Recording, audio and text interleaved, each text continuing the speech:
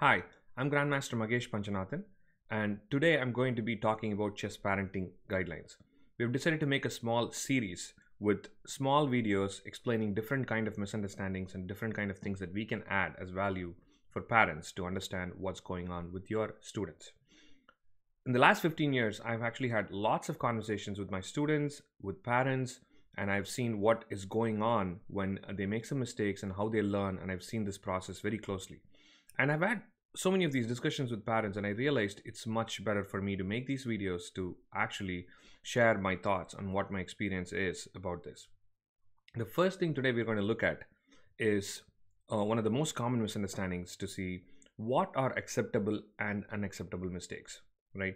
I've seen different kinds of levels of students facing the same problem. For example, a beginner or a very early level player who's actually blundering their queen. I've seen parents come to me and saying, oh, they're blundering the queen. Or I've seen parents almost uncontrollably trying to go in, jump into that game to fix what is going on when someone blunders a queen or blunders a checkmate. I've seen this at the higher level too.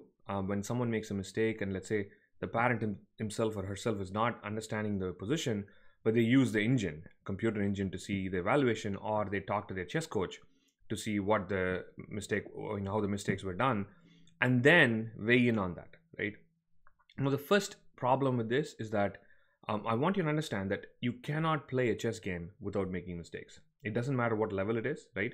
It's very, very, very rare to play a flawless game, right? Because as humans, we are bound to make some mistakes. It doesn't matter if it's Magnus Carlsen, Vishy Anand, grandmasters like me, or a beginner, right? So the question always comes to interpreting the kind of mistakes, right? If the mistake is an acceptable level, right?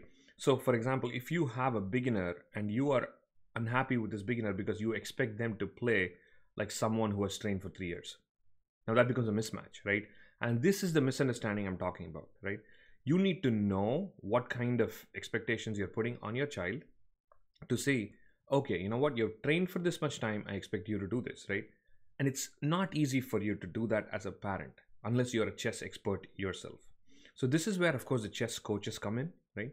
You have to spend your time, do your research, and make sure you find the right coach for your son or daughter.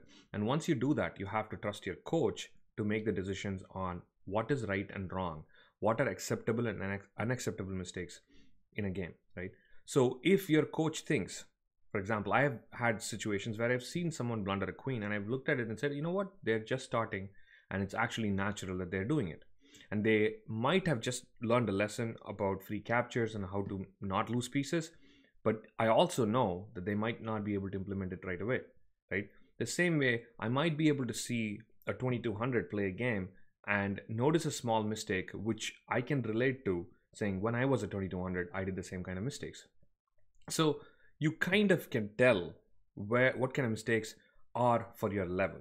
What kind of mistakes are beneath your level, right? If a 2200 blundered a queen, then we know that it's actually not a mistake for their level. And so now you can start looking at, was that, why did that mistake happen? Did that happen because, there was not, not enough energy, concentration, lack of, motivation? There could be lots of other things outside, which is where, of course, parents' role come in a big time, right? But the main takeaway I want you to take from this video today is that remember that every game, right, that your son or daughter plays, they're bound to make mistakes, right? Looking at mistakes should just be natural. In fact, you should be surprised if you don't see any mistakes. I know it sounds weird, but that's the way chess is. That's the way life is, right? Once they finish the game, you can evaluate those mistakes with the chess coach to understand what happened, right? And then you can make the necessary step forward. Hope this was helpful. Thank you.